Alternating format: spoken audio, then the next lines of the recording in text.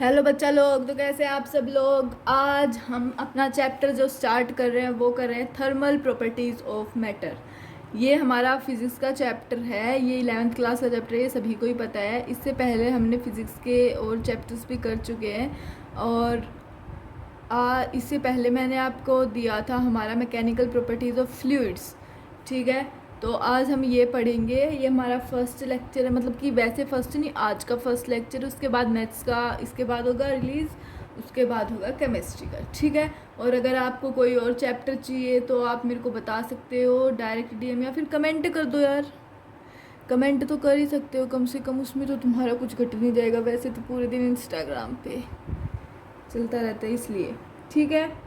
तो कमेंट करके बता देना कि कौन सा चैप्टर और चाहिए आपको, या फिर कोई और नोट्स, या फिर कोई और कुछ, मतलब कि कोई भी टॉपिक के ऊपर ऐसे कुछ भी बता देना, ठीक है।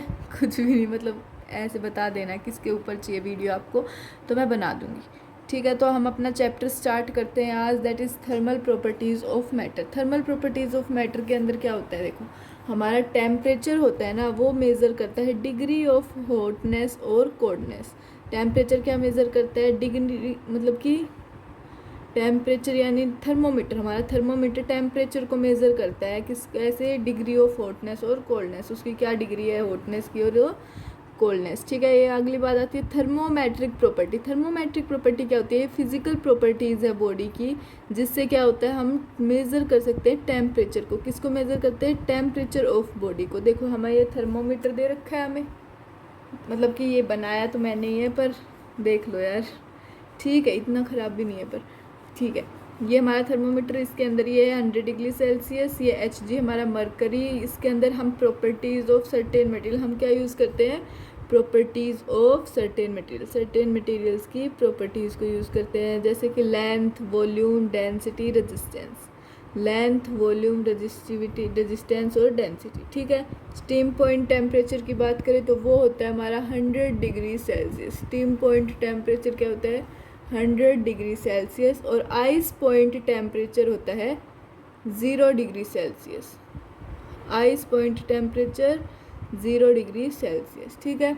अगली बात करते हैं rate of change of physical property. क्या है, यूनिफॉर्म है, जो एक्सपांड करती है uniformly. Rate of change of physical property है यूनिफॉर्म, जो एक्सपांड करती है यूनिफॉर्मली, ठीक है। टेम्परेचर निकालने का फॉर्मूला क्या है, तो देखो x of T minus x of ice point divided by x of steam point minus x of ice point into 100, ठीक है। अगली बात करें अगर हम टेम्परेचर स्केल्स की, तो टेम्परेचर स्केल्स के अंदर जो हमारे 4 टाइप के स्केल होते हैं। फर्स्ट जो होता है वो होता है सेल्सियस स्केल, सेकंड होता है फारेनहाइट स्केल, थर्ड होता है हमारा केल्विन स्केल, फोर्थ होता है रीमर स्केल। इसके अंदर सेल्सियस स्केल के अंदर सिंबल क्या होता है, डिग्री सेल्सियस, आइस पॉइंट इसका 0 डिग्री सेल्सियस, स्टीम पॉइंट इसका 100 डिग्री सेल्सियस, और डिवीज़न होते हैं इसके 100। इसके डिवीज़न कितने होते हैं, 100। अगला आता है फारेनहाइट स्केल। फारेनहाइट स्केल पे इसका सिंबल होता है डिग्री F, इसका क्या होता है, डिग्री F। आइस पॉइंट होता है इसका 32 degree Fahrenheit, 32 degree Fahrenheit. Steam point होता है 212 डिग्री फारेनहाइट, और डिवीज़न 180। केल्विन स्केल के अंदर symbol K, ice point 273.15 kelvin, steam point 373.15 kelvin, और डिवीज़न्स होते हैं 100। डिवीज़न्स कितने, 100। अगली बात करें रीमर स्केल की। रीमर स्केल के अंदर डिग्री R होता है इसका symbol, ice point 0 degree R, steam point 80 degree R, और डिवीज़न्स 100 होते हैं, ठीक है। अगली बात करें थर्मोमेट्रिक स्केल आइडेंटिटी की। अगली बात करते हैं हम थर्मोमेट्रिक स्केल आइडेंटिटी की। ये क्या होता है, conversion from one scale to other. ये क्या करता है, एक स्केल से दूसरे स्केल के अंदर कन्वर्जन करता है, और वो किससे हम करते हैं, किससे करते हैं, थर्मोमेट्रिक स्केल आइडेंटिटी, ठीक है। इसका फॉर्मूला होता है वो होता है T temperature of scale minus T of ice point divide by T of ice point minus T of steam point minus T of ice point. ठीक है, ये क्या है, कांस्टेंट है सभी स्केल्स के लिए, कांस्टेंट फॉर ऑल स्केल्स। ठीक है, चलो आगे देखते हैं ये क्या है, इसमें दे रखा है, चलो ये दे रखा है कन्वर्जन्स का मतलब ये इधर T degree Celsius minus 0 degree divide by 100 degree minus 0 divide by 100 degree minus 0 is equal to T degree Fahrenheit minus 32 divided by 212 minus 32 equal to T of Kelvin minus 273 divided by 373 minus 273। ठीक है, is equal to T of degree R minus 0 degree divide by 80 minus 0। देखो ये कैसे किए हमने, ऐसे इनको है ना, इसमें से इसको माइनस किया, ये हमारा स्टीम पॉइंट है, स्टीम पॉइंट में से आइस पॉइंट, और स्केल में से 0 डिग्री सेल्सियस माइनस किया, मतलब कि ये वाला माइनस किया। ठीक है, आ गया समझ में आप सभी के। चलो अगली बात करते हैं, रिलेशन बिटवीन के एंड डिग्री सी। के और डिग्री सी के अंदर क्या रिलेशन होता है, तो T degree Celsius divided by 100 is equal to temperature of Kelvin minus 273 divide by 100। T of K minus 273 divided by 100 is equal to T of K किसके equal आ गया, T degree C plus 273, T degree C plus 273। ठीक है, आ गया समझ में। चलो चलो चलो चलो आगे चलते हैं। देखो इसका ये याद रखना, ये वाला याद रखना अच्छे से आ जाएगा, या फिर इसी को याद रख लेना, या फिर ये याद कर लोगे तो कुछ है ही नहीं कुछ करने के लिए। चलो अब क्या आता है, relation between F degree and degree F and degree C क्या होता है, T degree Celsius divided by 100 is equal to T degree Fahrenheit minus 32 divide by 180 divided by 180। क्या आ गया ये, T degree Fahrenheit equal to 9/5 degree T degree Celsius plus 32, 9/5 T degree Celsius plus 32। ठीक है, अगर बात करें हम आगे थर्मल एक्सपेंशन की, तो थर्मल एक्सपेंशन क्या होता है हमारे पास, तो जब सारे मॉलिक्यूल्स वाइब्रेट करते हैं और एक दूसरे से मतलब दूर जाने लगते हैं तो मटेरियल क्या होता है, एक्सपेंड करता है, तो उसको हम कहते हैं थर्मल एक्सपेंशन। उसको हम क्या कहते हैं, थर्मल एक्सपेंशन। जब सारे मॉलिक्यूल्स वाइब्रेट करने लगते हैं और एक दूसरे से दूर जाने लगते हैं तो मटेरियल क्या होता है, एक्सपांड करने लगता है, मतलब एक्सपेंड करने लगता है, और उसको हम कहते हैं थर्मल एक्सपेंशन। ठीक है, अगली बात आती है टाइप्स ऑफ थर्मल एक्सपेंशन। किसकी, टाइप्स ऑफ थर्मल एक्सपेंशन। तो थर्मल एक्सपेंशन के 3 टाइप्स होते हैं। फर्स्ट जो होता है वो होता है linear expansion, third superficial thermal expansion, और थर्ड होता है हमारा वॉल्यूमेट्रिक एक्सपेंशन। ठीक है, तो लीनियर एक्सपेंशन की अगर बात करें तो क्या होता है, ये होता है एक्सपेंशन अलोंग लेंथ, लेंथ के अलोंग जो एक्सपेंशन हो उसे हम कहेंगे लीनियर एक्सपेंशन। हमने ये फाउंड किया एक्सपेरिमेंटली कि change in length directly proportional होता है चेंज इन टेम्परेचर। हमने एक्सपेरिमेंटली ये निकाला कि जो चेंज इन लेंथ होता है वो डायरेक्टली प्रोपोर्शनल होता है change in temperature, change in temperature. ठीक है, T directly proportional to delta L, T is directly proportional to delta M, expansion is directly proportional to initial length, delta L is directly proportional to L naught। ठीक है, LF is equal to L naught 1 plus alpha delta T, LF is equal to L naught into 1 plus alpha delta T, जहाँ पे alpha क्या है, thermal coefficient of linear expansion. Alpha है हमारा thermal coefficient of linear expansion. Alpha क्या है, different होगा different material unit के लिए, हर डिफरेंट यूनिट मटेरियल के लिए अल्फ़ा डिफरेंट होगा। ठीक है, इसकी जो यूनिट होगी अल्फ़ा की वो होगी degree Celsius C minus. Next आता है वो आता है हमारा, मतलब कि देखो डायमेंशन पता चल गई के इनवर्स जो वैल्यू होती है अल्फ़ा की वो बहुत ज़्यादा छोटी होती है 10⁻² से 10⁻⁴। नेक्स्ट हमारा आता है सुपरफिशियल थर्मल एक्सपांशन। इसके अंदर होती है मतलब कि एरियल एक्सपांशन यानी एरिया से एक्सपेंशन। तो ए आई क्या है हमारा LOBO, AF है हमारा LF BF। एल एफ के लिए क्या हो जाएगा ये L0 1 plus alpha delta T, BF हो जाएगा B0 into 1 plus alpha delta T. A final हो गया हमारा A0 into 1 plus beta delta T, जहाँ पे हमारा जो बीटा है वो क्या है, जो हमारा बीटा है वो है thermal coefficient of areal expansion. ठीक है, और बीटा क्या है कांस्टेंट है सभी मटेरियल्स के लिए, क्या है कांस्टेंट है। इसकी जो यूनिट होती है वो होती है डिग्री सेल्सियस इनवर्स, और डायमेंशन होती है के इनवर्स। ठीक है, अगली बात आती है वॉल्यूमेट्रिक एक्सपेंशन की। इसके अंदर क्या होता है VI is equal to LOBOHO। VF क्या होता है हमारा वॉल्यूम फाइनल, तो LF BF HF। तो L फाइनल हो गया हमारा L0 into 1 plus alpha delta T, BF हो गया B0 into 1 plus alpha delta T, HF हो गया H0 into 1 plus alpha delta T, और VF हो गया V0 into 1 plus gamma delta T. ठीक है, जहाँ पे जो हमारा गामा है वो क्या है thermal coefficient of volumetric expansion. चलो आगे बढ़ते हैं। आगे क्या आता है हमारा कुछ इंपॉर्टेंट पॉइंट्स आते हैं। सबसे पहले कि relation between alpha beta gamma के अंदर रिलेशन क्या है। तो बीटा क्या होता है 2 अल्फ़ा होता है, गामा होता है 3 अल्फ़ा, और बीटा बाई गामा होता है हमारा 2/3 हो गया। 2 alpha by 3 alpha is alpha cancel, तो दैट इज़ 2/3। तो ये इधर चला गया, इधर 3 बीटा इक्वल टू 2 गामा। ठीक है, जब हम मेटल को हीट करते हैं तो वो एक्सपांड करता है बाहर, आउटवर्ड की साइड एक्सपांड करता है। तो जो हमारा अल्फा है वो क्या हो जाएगा पॉजिटिव, अल्फा हो जाएगा पॉजिटिव। ठीक है, अब बात करते हैं, देखो ये हमारे पास एक सेमी सर्कुलर, इसका रेडियस R1, लेंथ है L1। हीट करेंगे तो R1 ज़्यादा तो L1 भी ज़्यादा। R1F क्या हो जाएगा R1 into 1 plus alpha delta T, ये हमारी होगी फाइनल रेडियस, और L1F हो जाएगी हमारी L1 into 1 plus alpha delta T, तो ये होगी फाइनल लेंथ, ये हो गई हमारी फाइनल लेंथ।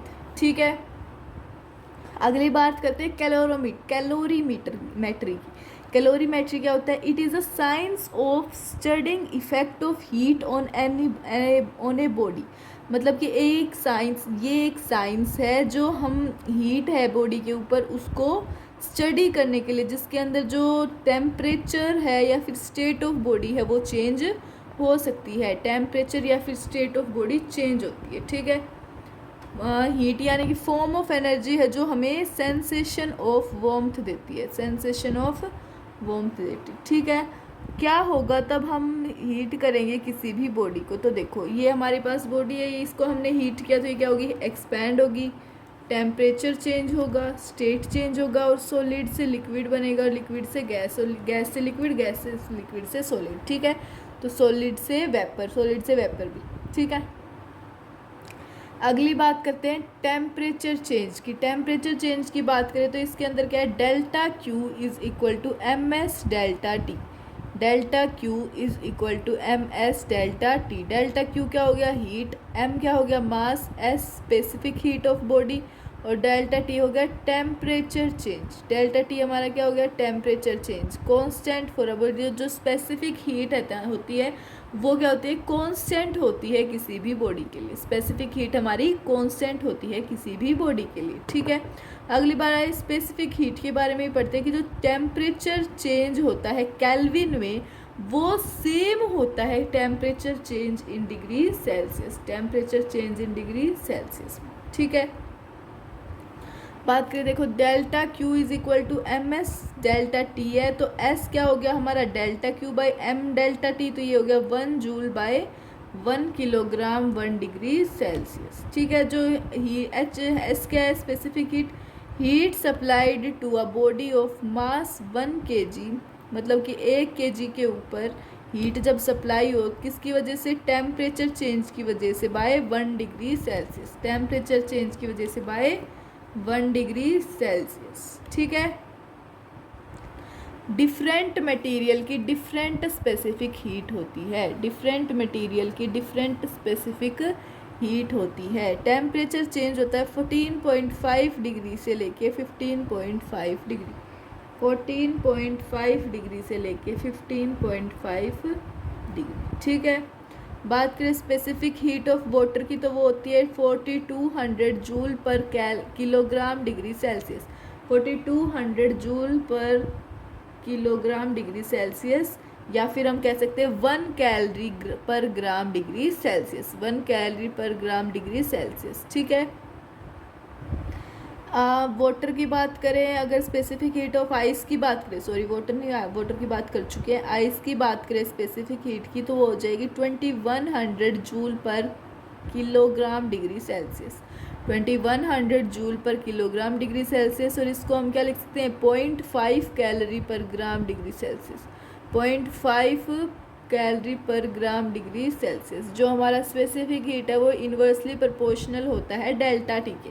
स्पेसिफिक हीट क्या होता है, इन्वर्सली प्रोपोर्शनल होता है डेल्टा टी के। जितनी ज़्यादा specific heat less will be the temperature change, अगर ज़्यादा स्पेसिफिक हीट है तो टेम्परेचर चेंज क्या होगा, कम होगा। ठीक है। एम और डेल्टा क्यू क्या होते हैं, कॉन्स्टेंट होते हैं, एम डेल्टा क्यू कॉन्स्टेंट। ठीक है।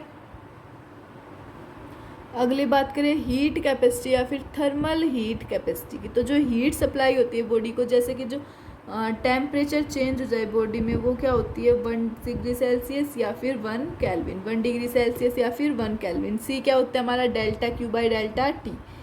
सी क्या होता है, delta Q by delta T. Water equivalent क्या होता है, M B S B is equal to M W S W, M B S B is equal to M W S W. अगली बात करते हैं फेज ट्रांसफॉर्मेशन की। हम अगर फेज ट्रांसफॉर्मेशन करें जैसे कि सॉलिड से लिक्विड, लिक्विड से सॉलिड, सॉलिड से गैस, गैस से सॉलिड, लिक्विड से वेपर, वेपर से लिक्विड, या वेपर और सॉलिड, वेपर और गैस एक ही बात है, वेपर और गैस की बात एक ही है। ठीक है। अगर हम सॉलिड से लिक्विड चेंज करें तो उस प्रोसेस को क्या कहेंगे, हम सभी को पता होगा, जिसको नहीं पता है वो सुन लो ध्यान से। सॉलिड से अगर लिक्विड में चेंज करें तो होता है हमारा मेल्टिंग या फिर फ्यूज़न। अगर लिक्विड से सॉलिड में करें तो सॉलिडिफिकेशन। सॉलिड से वेपर में करें, और ये तो लिख ही नहीं रखा, बट हाँ सॉलिड से वेपर में करते हैं तो होता है सब्लिमेशन। जस्ट अ सेकेंड में लिख देती हूँ, ये होता है हमारा सब्लिमेशन। और वेपर से सॉलिड में करें तो ये होता है हमारा डिपोजिशन। क्या होता है, डिपोजिशन। ठीक है। अगर लिक्विड से गैस में करें तो होता है वेपराइजेशन, और वेपर से लिक्विड में करें तो कंडेंसेशन। ठीक है।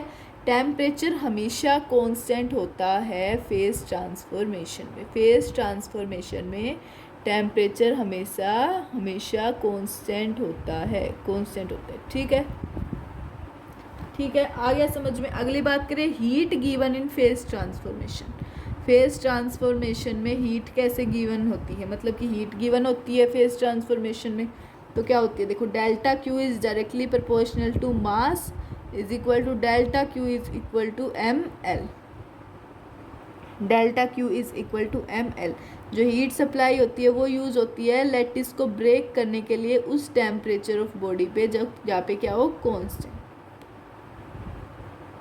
बॉडी कहाँ हो, कांस्टेंट हो, तब तो हीट सप्लाई होती है लैटिस को ब्रेक करने के लिए एट दैट टेम्परेचर, उस टेम्परेचर पे जहाँ पे बॉडी हमारी कांस्टेंट हो। उस टेम्परेचर पे हम, मतलब उस जहाँ पे बॉडी कांस्टेंट होती है ना, कांस्टेंट होगी तो जहाँ जो वहाँ का टेम्परेचर होगा उस टेम्परेचर के ऊपर हम हीट सप्लाई करते हैं ताकि लैटिस को क्या कर दे, ब्रेक कर दे। ठीक है। एल इक्वल होता है डेल्टा क्यू बाई एम के।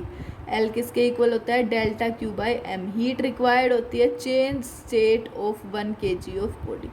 1 किलो बॉडी को चेंज स्टेट करने, मतलब स्टेट को चेंज करने के लिए जो हीट रिक्वायर होती है उसको हम कहते हैं लेटेंट हीट ऑफ फ्यूज़न और vaporization. Latent heat of fusion या फिर वेपराइजेशन। ठीक है। ये होती है हमारी लेटेंट हीट ऑफ फ्यूजन और वेपराइजेशन, जो हीट रिक्वायर्ड होती है 1 किलो ऑफ बॉडी के स्टेट को चेंज करने के लिए, ठीक है। अगली बात करें लेटेंट हीट ऑफ फ्यूज़न क्या होता है, आइस से लिक्विड में चेंज करना। तो देखो अगर हम बात करें आइस से लिक्विड वाले की, तो लेटेंट फ्यूज़न होगा हमारा 3.34 इंटू 10⁵ जूल पर केल्विन, और इसको हम लिख सकते हैं 80 कैलोरी पर ग्राम, 80 कैलोरी पर ग्राम, ठीक है। अगर बात करें लेटेंट हीट ऑफ वेपराइजेशन की, तो वाटर से स्टीम होगा, तो एलवी आ गया हमारा 2.25 इंटू 10⁶ जूल पर kg।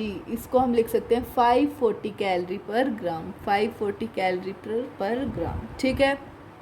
अगली बात करते हैं प्रिंसिपल ऑफ कैलोरीमीटर। कैलोरीमीटर का प्रिंसिपल क्या होता है, तो देखो ये होता है जब हम एक बॉडी से हीट जो लॉस्ट होती है ना, वो इक्वल हो जो हीट गेन हुई है दूसरी बॉडी से। देखो एक बॉडी ने की हीट को लॉस किया, दूसरी बॉडी ने उसको गेन किया, तो वो दोनों क्या होती हैं, इक्वल होती हैं, वो दोनों क्या होती है, इक्वल होती है, ठीक है। Heat lost by body is equal to heat gained by liquid plus container. मतलब कि जो हीट गेन्ड बाय लिक्विड और कंटेनर क्या होगा, इक्वल होगा, ठीक है। Heat lost by body is equal to heat gained by liquid और कंटेनर प्लस कंटेनर, ठीक है। ये हमारा आइसोलेटेड सिस्टम यहाँ पे दे रखा है।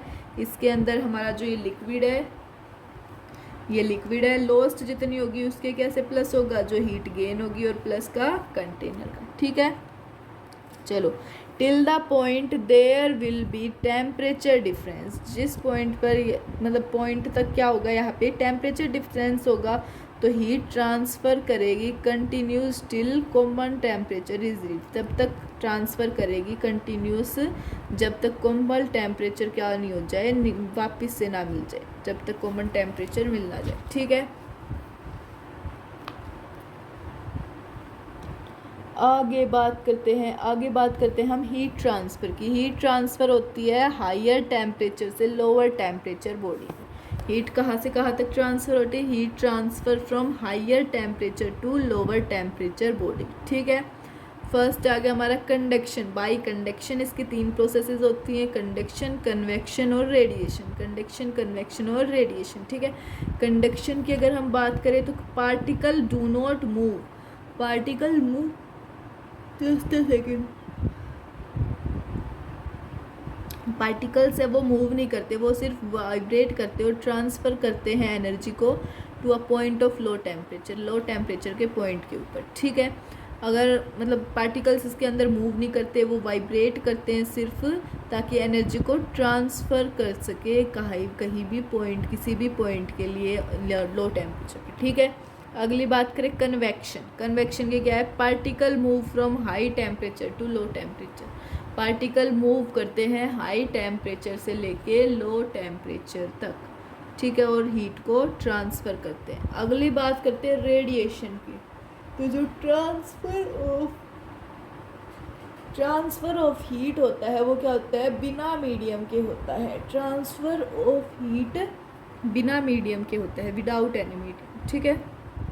और इसके अंदर क्या होता है, इलेक्ट्रोमैग्नेटिक वेव, इलेक्ट्रोमैग्नेटिक वेव। अगली बात करते हैं थर्मल कंडक्शन। थर्मल कंडक्शन की बात करें तो जब 2 एंड होते हैं रोड के, वो क्या होंगे, डिफरेंट टेम्परेचर पे होंगे, T1 और T2, और जो T1 है वो हमारा ग्रेटर देन T2, तो हीट फ्लो करेगी हाई टेम्परेचर से लेके लो टेम्परेचर पे, किसकी वजह से, एटम्स की वाइब्रेशन की वजह से, by vibration of atom, by vibration of atom, ठीक है। इसके अंदर आगे बात करते हैं टेम्परेचर ग्रेडियंट। टेम्परेचर ग्रेडियंट क्या होता है, fall of length divide by fall of temperature divide by length, fall of temperature divided by length is equal to delta T by delta X, delta T by delta X, ठीक है। अगली बात करते हैं transient state. Transient state, जब temperature सभी points का क्या करे, चेंज हो टाइम के साथ, जब सभी पॉइंट्स का टेम्परेचर टाइम के साथ चेंज हो तो उसको हम क्या कहेंगे, ट्रांजिएंट स्टेट, ठीक है। अगली बात करते हैं स्टेडी स्टेट। स्टेडी स्टेट क्या होता है, जब एक स्टेट ऑफ कंडक्शन जिसके अंदर क्यू आई किसके इक्वल हो, क्यू ओ के, ऐसा स्टेट ऑफ कंडक्शन जो जिसमें क्यू आई क्यू ओ के इक्वल हो। ठीक है, अगली बात करते हैं analogy of conduction with Ohm's law. Conduction की एनालॉगी ओम्स लॉ के साथ क्या होगी? तो जो आई है वो डायरेक्टली प्रोपोर्शनल होगा वी के, वी है वो डायरेक्टली प्रोपोर्शनल होगा आई के। तो आई क्या हो जाएगा? जब वी के प्रोपोर्शनल होगा तो कांस्टेंट आएगा जी वी। कांस्टेंट क्या आएगा? G V. और v जब डायरेक्टली प्रोपोर्शनल होगा तो आएगा v equal to I R, R आएगा कांस्टेंट। ठीक है, आई डायरेक्टली प्रोपोर्शनल v में g हमारा कंडक्टेंस कांस्टेंट आया था, v डायरेक्टली प्रोपोर्शनल i के अंदर r हमारा कांस्टेंट रेजिस्टेंस आया। ठीक है, g क्या है? 1/r, तो r ज़्यादा तो कंडक्टेंस कम, r ज़्यादा तो कंडक्टेंस क्या हो जाएगा हमारा? कम। ठीक है, चलो आगे बात करते हैं D Q by D T क्या हो जाएगा? Rate of flow of heat किसके इक्वल होगा? हीट करंट के। Rate of flow of heat होगा हमारा हीट और करंट के इक्वल। ठीक है, डेल्टा वी इक्वल होगा डेल्टा टी के। डेल्टा वी किसके इक्वल होगा? डेल्टा टी के। तो आई हो गया हमारा D Q by D T equal to I heat, D Q by D T I of heat. ठीक है, तो D Q by D T किसके इक्वल आ गया? K A D T by D X, K A D T by D X. चलो अब बात करते हैं D Q by D T equal to K A into T one minus T two divided by L, K A into T one minus T two divide by L. और T one minus T two किसके equal आ गया हमारा? V के। T one minus T two किसके equal आ गया? V के। चलो तो ये आ गया आई एच, और आई एच हमारा क्या होता है? Heat current, heat current. आगे बात करें तो आई जो होता है वो इक्वल होता है के ए बाई एल। आई किसके इक्वल होता है? K A by L into delta V, into delta V. ठीक है, तो डेल्टा वी किसके आ गया? आई इंटू एल बाई के ए, आई एल बाई के ए। ये है एल बाई के ए होता है हमारा थर्मल रेजिस्टेंस, एल बाई के ए होता है हमारा थर्मल रेजिस्टेंस।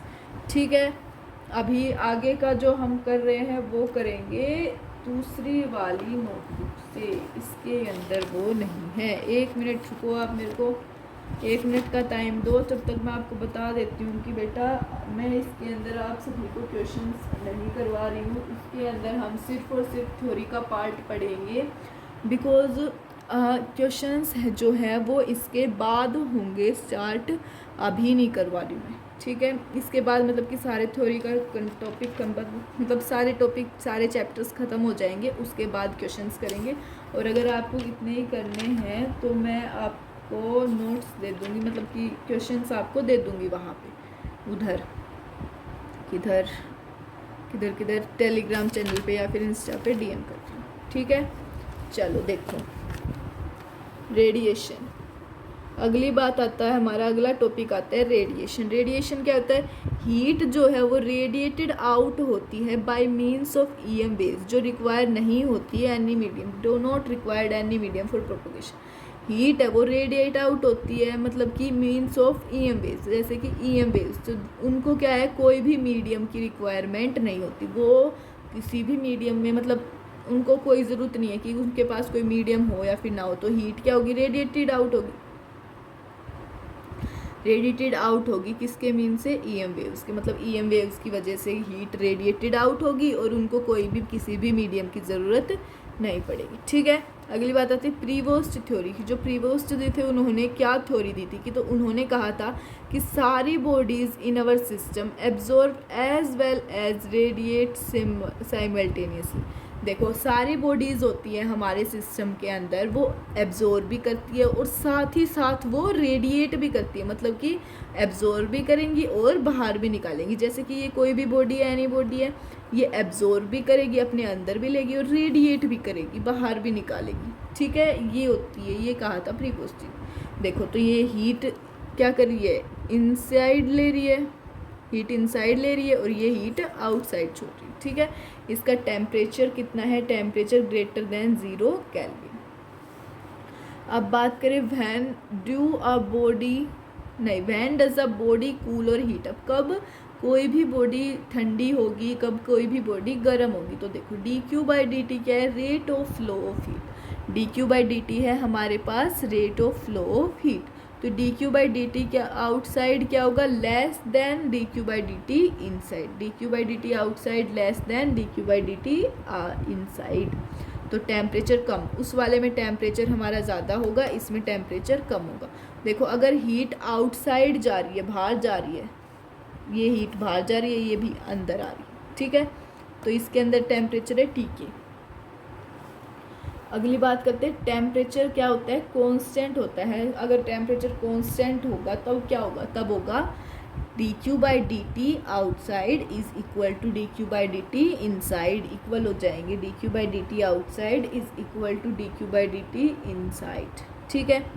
अगली बात आती है Kirchhoff radiation law. Kirchhoff radiation law ये क्या कहते हैं कि जो गुड एमिटर्स होते हैं वो गुड एब्जॉर्बर्स भी होते हैं। गुड एमिटर्स क्या होते हैं, एब्जॉर्बर्स होते हैं, मतलब कि जिनके पास अच्छी खींचने की ताकत होती है वो अच्छे से एब्जॉर्ब भी कर लेते हैं। Good emitters are good absorbers. जैसे कि ब्लैक क्लॉथ, यानी कि अगर आप गर्मियों के अंदर ब्लैक क्लॉथ लेते हो, पहनते हो, तो आपको बहुत ज़्यादा गर्मी लगती है, क्योंकि वो हीट को क्या करते हैं, एब्जॉर्ब करते हैं, अपनी तरफ खींचते हैं वो, मतलब कि उसके अपने अंदर लेते हैं। तो आपको ब्लैक नहीं पहनना चाहिए गर्मियों के अंदर, ठीक है। देखो अब क्या है, ई आई ई ट्रांसमिटेड, मतलब कि ये ई एब्जॉर्ब हुआ, और ये क्या हुआ, ई रिफ्लेक्ट हुआ, ठीक है। अगर बात करें परफेक्टली ब्लैक बॉडी की, any body which absorb all energy incident on it perfectly, कोई भी एनर्जी जैसे इंसिडेंट होती है किसी भी बॉडी पे, तो वो क्या हो जाएगी, एब्जॉर्ब हो जाएगी परफेक्टली। वो क्या होगी, परफेक्टली एब्जॉर्ब होगी, तो उसको हम क्या कहेंगे, परफेक्टली ब्लैक बॉडी, उसको हम कहेंगे परफेक्टली ब्लैक बॉडी, ठीक है। देखो any body is equal to E I is equal to E A plus E R plus E T, E A plus E R plus E T, ठीक है। अगली बात करें तो देखो एब्जॉर्प्शन, हाँ एब्जॉर्प्शन कोफिशिएंट क्या होता है, एब्जॉर्प्शन कोफिशिएंट होता है ए। तो ए के अंदर जो पैरामीटर है जिसकी significance amount of energy absorb होती है पर इंसिडेंट एरिया, पैरामीटर होता है ये जिसकी सिग्निफिकेंस, जो सिग्निफाई करता है, जिस विच सिग्निफिकेंस अमाउंट ऑफ एनर्जी, जिसकी सिग्निफिकेंस अमाउंट ऑफ एनर्जी क्या होती है, एब्जॉर्ब होती है पर इंसिडेंट एनर्जी, ठीक है। ये क्या हो गया हमारा, energy absorb divide by total energy incident, energy absorb divide by total energy incident, ठीक है। एग्जाम्पल 0.5 या मतलब कि 50% एब्जॉर्प्शन, 0.5 दे दिया ए, तो यानी कि 50% एब्जॉर्प्शन, ठीक है। अगली बात करते हैं एमिसिव कोफिशिएंट की। एमिसिव कोफिशिएंट में क्या होता है, ratio of energy emitted by a body to energy emitted by a black body. Energy emitted होती है किसी भी बॉडी से, उसके रेशियो में, मतलब इन दोनों का रेशियो होता है, एमिटेड जो बॉडी हुई, एनर्जी एमिट हुई बॉडी से, और एनर्जी एमिटेड हुई ब्लैक बॉडी से उसी सेम टेम्परेचर पे, तो इनका रेशियो क्या होता है हमारा, एमिसिव कोफिशिएंट। तो E is equal to energy emitted by a body, E is equal to energy emitted by a body divided by energy emitted by a body at same temperature, energy emitted by a body at same temperature, ठीक है। E is equal to 0.2 दे रखा है, E is equal to में क्या दे रखा है, 0.2। तो द बॉडी है वो एमिट करेगी 20% of emitted energy emitted bye black body, 20% energy emit करेगी, और किससे, ब्लैक बॉडी से, सेम टेम्परेचर, ठीक है। ये आप देख नहीं पाए, आई एम सॉरी, अब देख लो एक बार फिर से अच्छे से। ये हमें डायग्राम भी बना रखा है टेम्परेचर T के ऊपर। चलो अगली बात आती है स्टीफन्स लॉ की। किसकी बात आती है, स्टीफन्स लॉ की। अगर एक बॉडी है वो किस पे, टेम्परेचर T के ऊपर है, तो rate of emission of heat क्या होगा, dQ by dt। Rate of emission of heat होगी हमारी dQ बाय dt। अगर बॉडी किसी भी टेम्परेचर T पे है तो rate of emission of heat होगी dQ बाय dt, ठीक है। ये T ये बाहर गई, हीट बाहर जा रही है, ठीक है।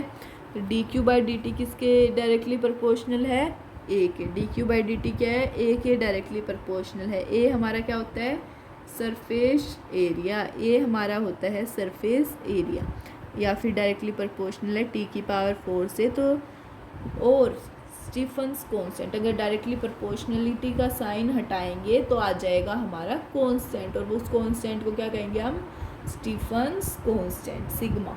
स्टीफन कांस्टेंट, इसकी जो वैल्यू होती है वो होती है 5.67 इंटू 10 की power -8 joule per second, metre -2K-4, metre -2K-4, ठीक है।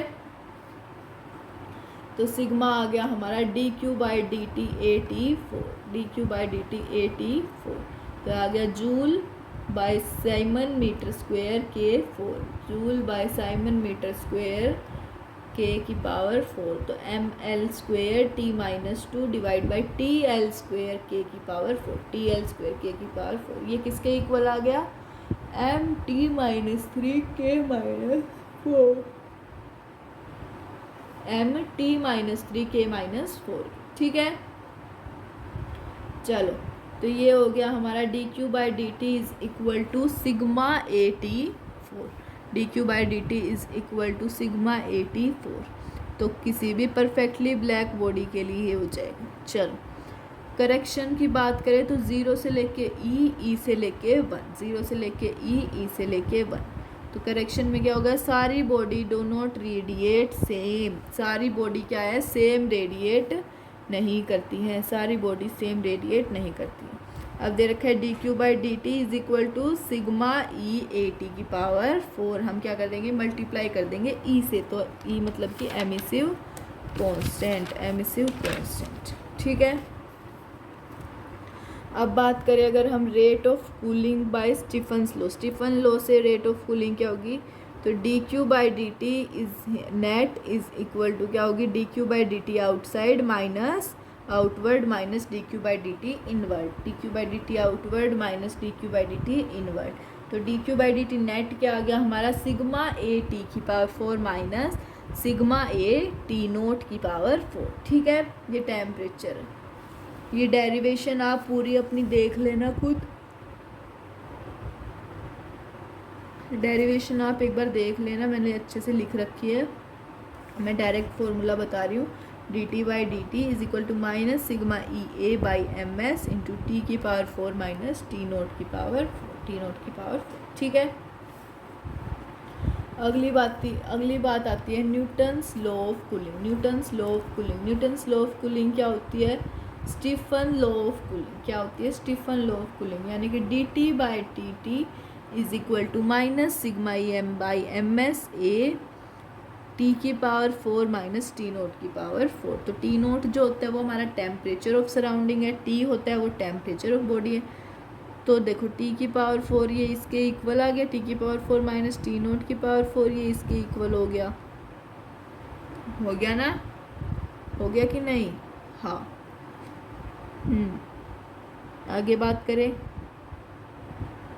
ये कैसे इक्वल हुआ पता है, कैसे इक्वल हुआ, इसको ये लिख दिया हमने, इसको ये लिख दिया हमने, ठीक है,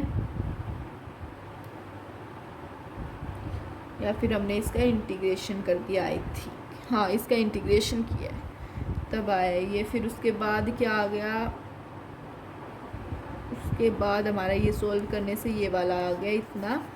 तो इसको अब हम ये इसके अंदर अगर पुट कर दे कि जो हमारा टेम्परेचर वो बहुत ज़्यादा छोटा है, तो क्या आ जाएगा, T equal to T naught plus delta T. इसमें थोड़ा सा मेरे को डाउट है तो अभी ये मत करना, मैं बता दूँगा। रेट ऑफ कूलिंग क्या आ गई हमारी, D T by T T is equal to ये, D T by D T equal to ये डायरेक्ट मतलब इनटू में ये हो गया। देखो जो most important Newton's law of cooling है वो है हमारी क्या, D T by D T is equal to minus K T naught. आपको ये दिख नहीं रहा क्या, आई एम सॉरी, हाँ देखो, अब देखो अच्छे से, हाँ देखो रेट ऑफ कूलिंग के अंदर ये है हमारा, इसके बाद ये है, जो most important Newton law of cooling है वो क्या है, D T by D T is equal to minus K into T minus T naught, minus K into T minus T naught. तो के किसकी वैल्यू आ गई, के किसके इक्वल आ गया, sigma E A 4 T naught cube divide by M S. ये क्या है, न्यूटन कूलिंग कोफिशिएंट। के है जो हमारा वो है न्यूटन कूलिंग कोफिशिएंट। अगर टेम्परेचर 50 से 60 डिग्री है देन हम यूज़ करेंगे न्यूटन कूलिंग कोफिशिएंट, ठीक है। न्यूटन लॉ ऑफ कूलिंग क्या कहता है, if temperature difference between body and surrounding is not big. अगर टेम्परेचर डिफरेंस बॉडी और सराउंडिंग के बीच में ज़्यादा नहीं होगा तो rate of cooling directly proportional होगी डेल्टा टी के, डायरेक्टली प्रोपोर्शनल होगी डेल्टा टी की, ठीक है। क्वेश्चंस के लिए जो फॉर्मूला है वो क्या है हमारा, ये फॉर्मूला है D T by D T minus D T by D T is equal to minus K into T minus T S, ठीक है। जे एवरेज की बात, टी एवरेज की बात करें तो T one plus T two by to, ठीक है। और ये जो बिल्कुल पूरा फॉर्मूला है वो है हमारा, वो है T two minus T one by T is equal to minus K into T one plus T two minus T one plus T two by two minus T, ठीक है। ये क्वेश्चन है आपके लिए, आप खुद सॉल्व करना है इसको। बस this chapter is big coming to an end. देखो इसके अंदर क्या है, व्हीन डिस्प्लेसमेंट लो, व्हीन डिस्प्लेसमेंट लो, ये फॉर्मूला देख लो एक बार, दिख रहा है, हाँ। एक मिनट, नहीं थोड़ा सा, हाँ देखो e की power minus K T equal to T minus T naught by T I minus T note.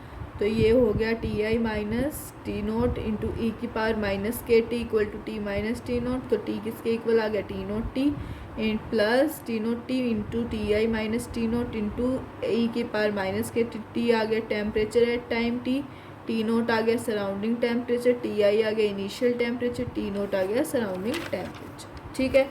अब बात आती है विंड डिस्प्लेसमेंट लो की। विंड डिस्प्लेसमेंट लो में क्या होता है, product of lambda and temperature body क्या होता है, temperature of body constant. Lambda और टेम्परेचर ऑफ बॉडी का प्रोडक्ट क्या होता है, कांस्टेंट। तो लैम्डा टी क्या हो गया हमारा, कांस्टेंट, और वो क्या आ गया बी, तो हम क्या आ जाएगा 2.3 इंटू 10 की पावर माइनस 3, 2.3 इंटू 10 की पावर माइनस 3।